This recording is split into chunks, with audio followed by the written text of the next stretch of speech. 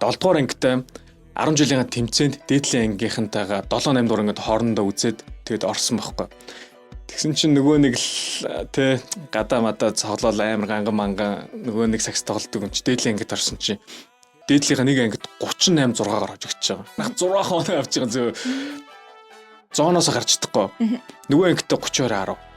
Тэгэл би тэр орой орж ирэл уйлал л таа. Өөс нэг шартаа өгдөөсөн. За. Тэгэл уйлж орж ирэл би өстө сакс тоглол зурмаар байна гэл юм шаардлагасан чинь яг маргааш нэмээ намайг Wisdom-т дагуулж яваад тэр миний анхны ориг пүүзийг авч өгсөн.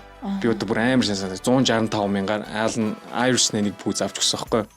Тэгээд намаа саксны секцэнд оруулчихсан. Тэгэл би яг 7 дугаар ангитай тийшээ ороод тэгэл одоо 15 жил одоо юунд ч бууж өгөхгүй те тасралтгүй хичээлэхэд бол надад яг ганц энэ л зүйл хэрэгтэйсэн. Тэгм 15 жилийн турш биш тэ эхлүүлж одоо тэр гол эхлэлийг нь очиг өгсөн ба шүү дээ. Тэгтээ сагсан бөмбөг дөрөөсө дургүй байсан юм ээ.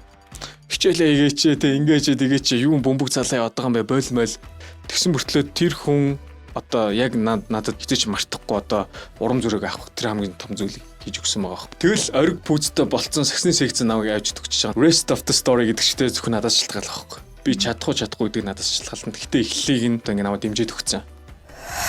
Зориг дутагдах мөчүүд хин нэгний түүхэл чамайг түшдэг. Subscribe хийгээд лавг гараг бүр хамтдаа шин түүх сонсцгоё.